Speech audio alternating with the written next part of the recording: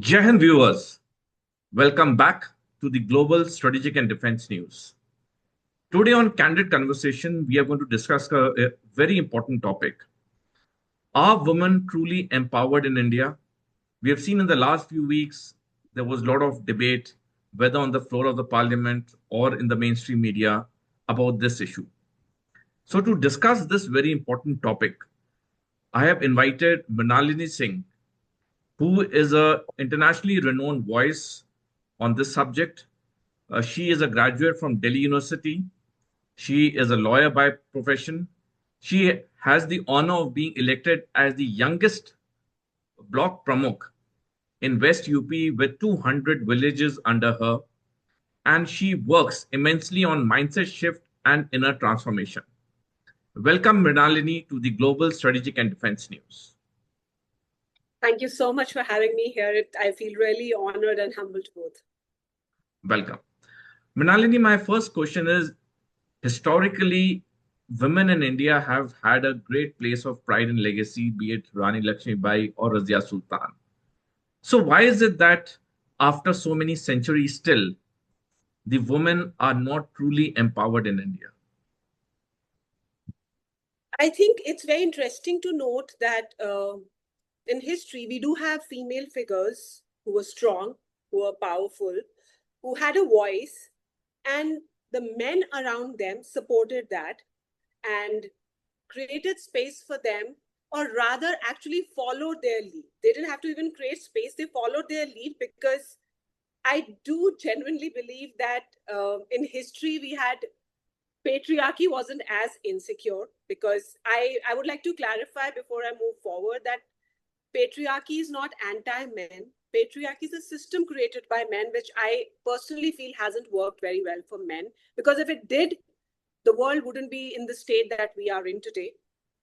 And it's taken a shape that has contributed to the suppression and oppression of women in a way where I believe that patriarchy needed to win and continue to hold on to the dynamics of power, acquisition, and authority.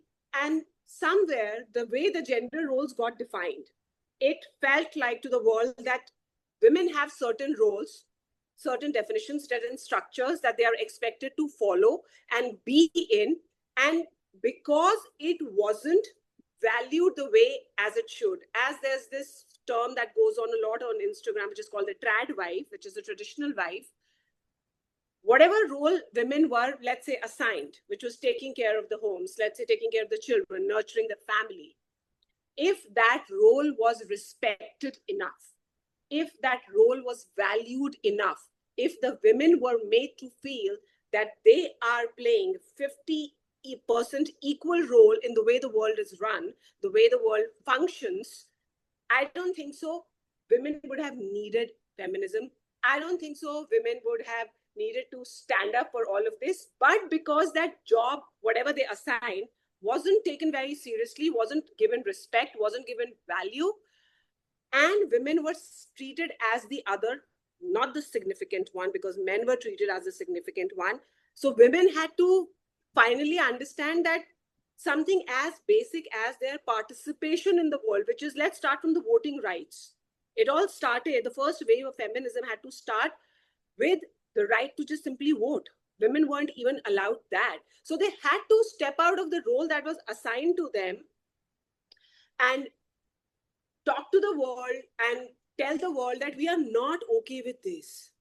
We need to have more participation in the functioning of the world, which is right to vote, right to make our own money, right to hold properties in our name, right to, I mean, women didn't even have the right to have a bank account name in their names. If we go back to history, I just feel that the gender imbalance that's there and the way the perceptions and the stereotypes have been propagated. And when I say this, I do not mean it's all men, because we wouldn't have survived if everybody was like that. There are men who try and stand up for women. There are men who treat the women in their lives equally, with respect, understand the value that they have, contribution that they bring in.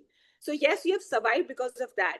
But I do feel that the voices of certain section of patriarchy, which is not pro women, has been so loud and so aggressive that the voices of the good men who understand that women need actually to be equal participants in the functioning of the world, and I'm not saying in functioning of the homes, I'm saying functioning of the world, has kind of suppressed it. And those good men, women are obviously getting louder because we have had it, and it's been a lot, it's been enough. But I think because the voices of those men who really wanted good for women hasn't been that loud. And that's what I talk about on my Instagram also, that we are not anti-men when we talk about patriarchy or we talk about feminism. What we are asking you is, when we address all these problems, the fact that women are not truly empowered, is we are saying, we are asking you to step into the discussion. We are asking you to be a part of the conversation. We are asking you to listen to us when we address things, rather than being defensive or feeling attacked. And talk to us and ask us, how can you contribute in being the solution for whatever the state that women are in? How can this be bettered? And what actually really saddens me, angers me, and also amuses me at the same time, that why did we ever need the term female empowerment? I find it very interesting. Nature has created us equal. Men and women are complementary to each other. We are not supposed to be equal in the way we are. We are different. And patriarchy has come in place and has become toxic because of the differences, rather than enjoying the differences that nature has bestowed upon us. So why the more important question is, why are we in a place where females need to be empowerment? Why did we ever need a revolution, a movement, an idea called women empowerment or female empowerment come into place? Why did we have to talk about it? So, historically, if I said things had actually really been going wrong, that is why something that's that's contradictory to the way the nature intended all of us has come into place. Every human being is already empowered, already is with agency and autonomy when they are born. But the way the world functions, the way the patriarchal structure is, it kinds of make them feel that they do not have power. And then something that they're born with, they are made to feel they don't have it, it's taken away. And then imagine they have to spend their lives taking it back. Something that's fundamentally yours, women have to fight to take it back. So I think gender stereotypes, uh, the toxic form of patriarchy, I personally do not feel that patriarchy was supposed to be a bad thing, even if patriarchy means the power system, the structure, authority stays with men. It was not supposed to be bad for women, but the way it has turned out to be, the toxic side of patriarchy has taken away things from women, a right of existence to women that nature has given us. And it comes from a long line of and centuries and ages of conditioning, not just to women, to men as well. uh, Creating the difference and taking the difference as one gender being superior to the other gender, one gender being more powerful than the other gender. While we have different kinds of strengths, we have different kind of powers, we have different kind of strengths, and we are supposed to complement that. And the imbalance that we see in the world is because the one's gender believes that it all lies with them, and they are the one doing some favor to the other gender. It's, as I said, it's conditioning, stereotypes, and the form of patriarchy that believes in existence through dominance, acquisition, authority. And the whole dominance part, actually, I do think has created the imbalance and messed up the world and brought it to the shape that it is today. Absolutely. Very well stated. Mrinalini, my next question is that which are the countries in the world where men and women are equally empowered? And what happens in these countries which has made both the genders equally empowered? Whatever I know of, whatever my limited knowledge is, I do not believe that there is any nation in the world where men and women are equally empowered. However, I would like to point out one case which I think is is actually something that people are becoming aware of, which is the case of Finland. It's the happiest nation in the world when the happiness question comes in. And if you see the representation of female leaders there, it's 43%. And I'm not saying that the happiness quotient is only because 43% women are there in the leadership, but that governance, that is a clear marker, a clear example of the fact that women need to be there equally to make things worthwhile, happy, healthy, and evolving for everybody concerned, whether it's children, whether it's men, or it's women. We are far, far, far away from women actually being empowered, women actually being equal. Because what when women talk about equality, people think that we are saying that we want to be like you. Women do not want to be like men. We already understand the differences. There's difference in anatomy, there's difference in our biology, there's difference in our wiring, the way our minds work. And men, from a spiritual angle, I do believe that men are very good leaders in the 3D world, and women are very good leaders in the spiritual realm, in what they call the 5D. And this is supposed to complement, this is supposed to create a beautiful, expansive experience for men and women alike. But because that part is just sidelined, as I said, this form of patriarchy is very, very acquisition oriented, very dominance oriented. And that is why we see what we are seeing. If, like, my usual discussion with my husband always is that there are wars and everything's so bad, and you are a person from armed forces.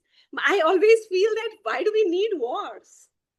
I mean, why do you actually really need to fight? Why? Because it's dominance, it's acquisition, it's power display, it's authority.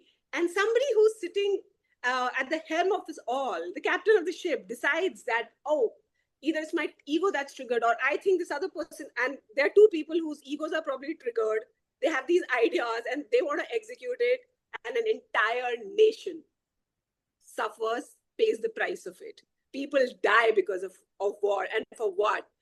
Somebody is dead, and people are thinking, oh, you died for the nation.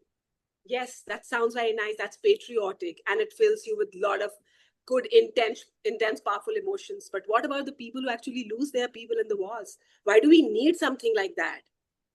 So, because patriarchy is very all of these centric, hierarchy centric, and I think their matriarchy also needs to come up. And when they walk side by side, I think we will have a world where it's more children centric, it's more wellness centric, it's more distribution of power and everything, resources in almost equal measures and as whatever anybody needs.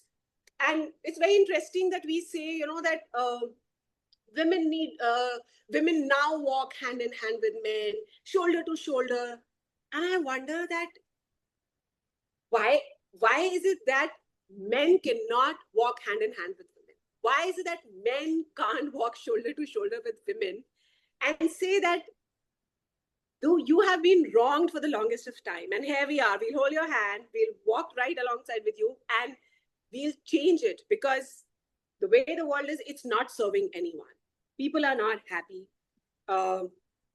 There's so much destruction that happens, and maybe we need to just start rebuilding the world in a different way and look at it from a woman's perspective as well, because that perspective, that idea, that existence has been denied for centuries now. So I don't think so there are any nations where men and women are equally empowered, but Finland is definitely an example where if there is greater representation of women in leadership, what can happen?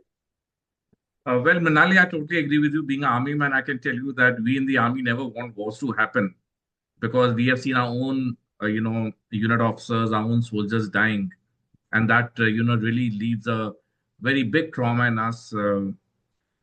But then there are many reasons why wars happen. My next question to you is that what do you think more can be done in India to empower women?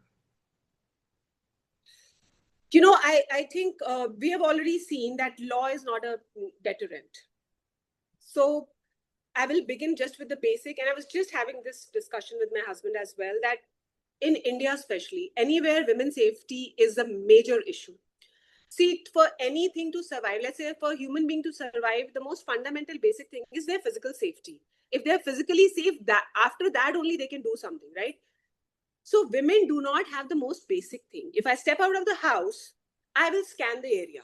Even in daytime, I'll scan the area.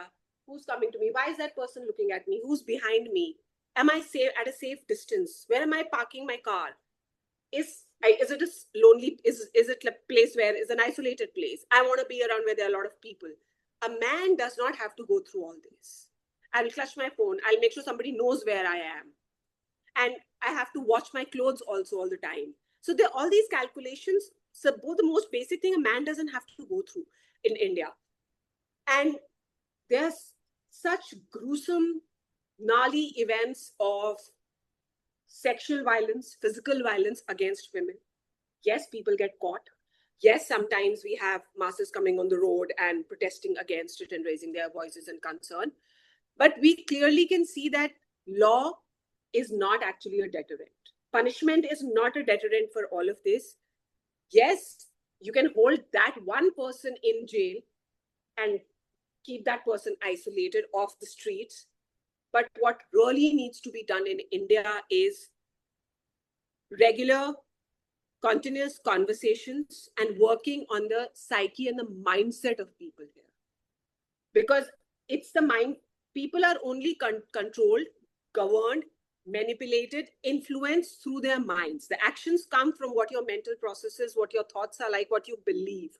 So when people on an average believe that a woman is not, it's not significant, a woman can be objectified, her primary function or existence is about reproduction and nurturing, and she is just a body, she's just flesh and bone. So it's the mindset that needs to be worked upon. It's the psyche, it's the belief system. And I do believe that any change is always top down. And in any place, whether it's your home, let's start from the smallest unit of the country, which is your home. So if the father, the man in the house, makes sure that the woman in that house believes and feels like that she is the 50% leader of that household, it's not the man of the house. It's let's say the man and the woman of the house. Usually say, oh, man of the house, the father is the head of the family. That narrative has to start shifting. Then your kids learn that. Your kids always learn from example. When the kid is watching, when your children are watching, that a mother has this certain place in the house, this is how she's treated, her opinion, her mind, her skills, her talents, her abilities, her management is what is valued. And she takes charge, she takes decisions, and she's a part into everything along with it's my parents together doing everything, running a household. That child knows that this is what they have to embody and be this person in their future with their partners. You move on to then an office. If you, any kind of office, any kind of leadership that is there. So the more the leadership works on their mindset and understands fundamentally that the world seems like in shambles. It seems in shambles because what nature intended was masculine and feminine to complement each other, come together and create. That's how creation happens.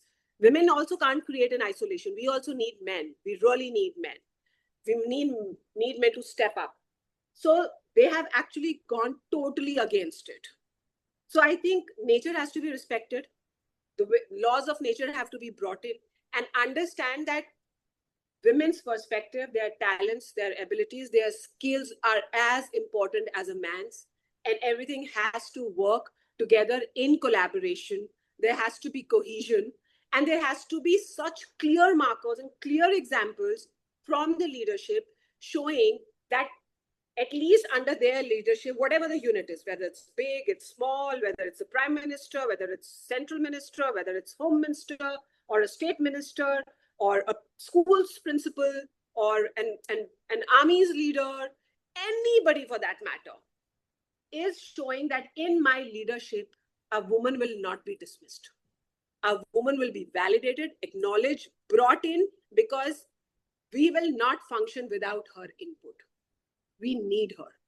So till the time, not just a woman's body, men in leadership or women in leadership stand up and say that a woman's mind, soul, heart, psyche, the intuitive value that she brings in, the different kind of leadership that she brings in, that is what we will bring in. That is what we'll work with as well.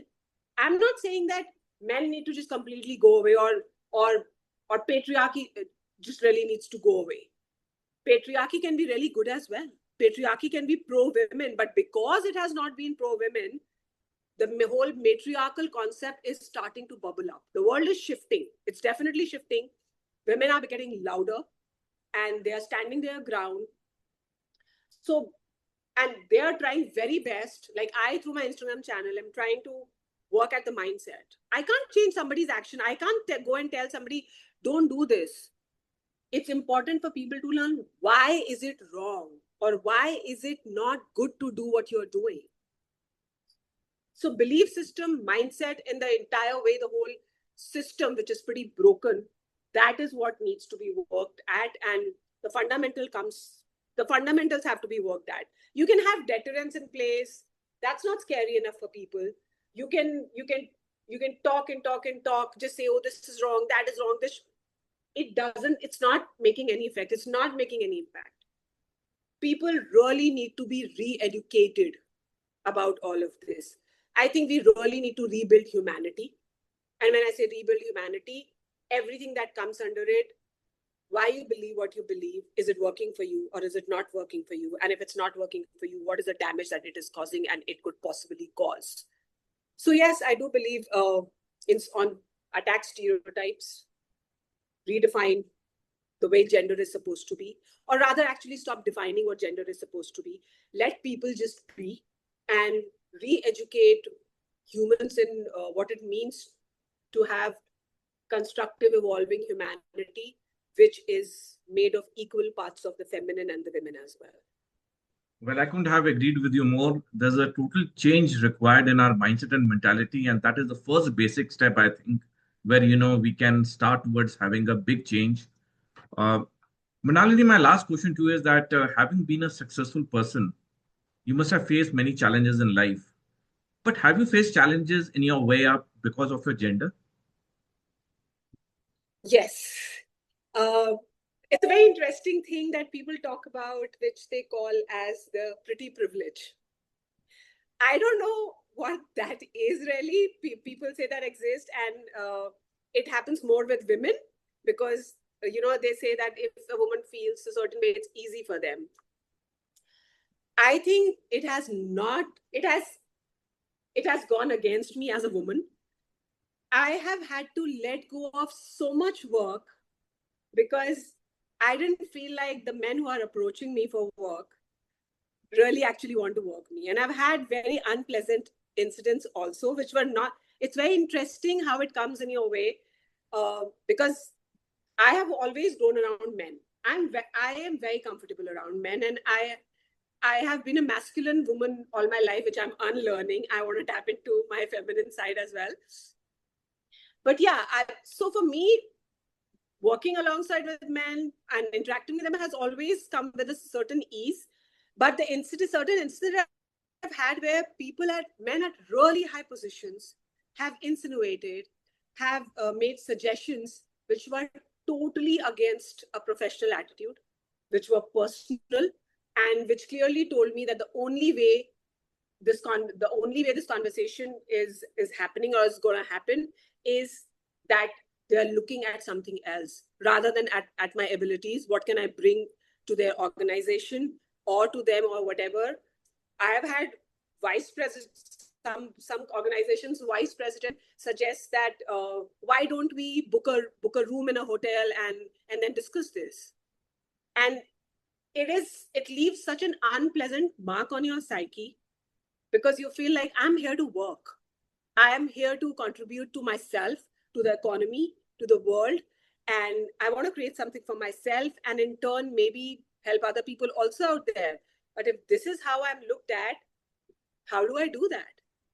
So I also will tell you a lot of women I have come across, I've spoken to, end up thinking that let me do just something of my own because I'm a woman. And yes, it's very interesting that um, it's not just men, it's more men, but women also. If a woman looks a certain way, dresses a certain way, they just think that that's all she is. She probably has no brains. She probably has no real skills, and her only skill is the way she dresses up or the way she looks. So yes, it has gotten in my way. Yes, it has given me unpleasant experiences, but I would also say at the same time, the number is less, but I've come across men, very decent men, very professional, and only interested in creating some work together. It's not been easy, and it's okay. Me and other women will continue to do the best what we can to our abilities, to our knowledge, to our understanding, because as I said, I also know, and other women also know, that there are good men out there. And there are good men out there who want you to be more successful, and they would want to learn from you, and they would want to you to contribute to them, to their organization, to whatever work they are doing, through whatever talents and skills that you bring along. So, all in all, I would say enlightening, educational, and resourceful experiences. Well, viewers, here we come to the end of this very interesting and insightful conversation with Mrinalini. I'm sure you would have really learnt a lot from this conversation. Do like this show, forward it as much as you can, subscribe to the channel. Most important, give your comments because your comments are of paramount importance as they help GSDN decide the way forward. Thank you so much, Mrinalini, for having spared your valuable time, for giving so candid answers on candid conversation. It has really been an honor that you have spared a valuable time to come on the Global Strategic and Defense News. Thank you once again. Thank you so much for having me. It was truly a pleasure talking to you. Jai Hind. Jai Hind.